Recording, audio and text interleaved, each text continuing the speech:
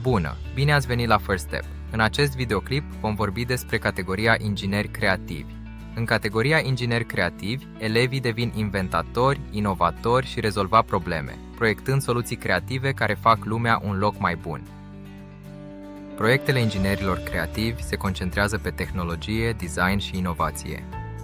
Elevii își folosesc creativitatea pentru a construi sau îmbunătăți ceva, de la prototipuri simple până la dispozitive inteligente, modele sau aplicații. Scopul este să gândești ca un inginer și să acționezi ca un rezolvitor de probleme. Ingineri creativi se bazează pe abordarea STEAM, care reprezintă știință, tehnologie, inginerie, artă și matematică. Elevii, învăța prin practică, își conectează cunoștințele din diferite domenii pentru a crea soluții reale. De exemplu, elevii folosesc știința pentru a înțelege problemele, tehnologia și ingineria pentru a construi soluții, arta pentru design și creativitate și matematica pentru a măsura și testa rezultatele.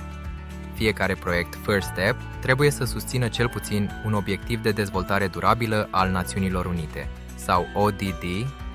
Așadar, atunci când elevii creează ceva în categoria ingineri creativi, ei învață și contribuie la construirea unui viitor mai bun.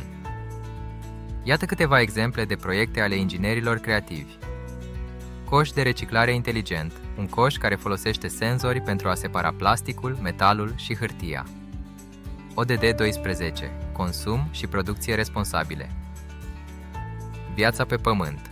Sistem automat de irigare a plantelor, un dispozitiv care detectează uscăciunea solului și udă plantele automat. EcoTracker. Aplicație EcoTracker, o aplicație mobilă care ajută utilizatorii să își urmărească consumul zilnic de energie și apă, oferă sfaturi pentru reducerea risipei și arată cum acțiunile mici contribuie la protejarea planetei. ODD 13. Acțiunea pentru climă. Alătură-te concursului First Step. Folosește-ți imaginația și fă primul tău pas spre a deveni un inginer care schimbă lumea. Pentru mai multe informații, vă rugăm să vizitați site-ul nostru web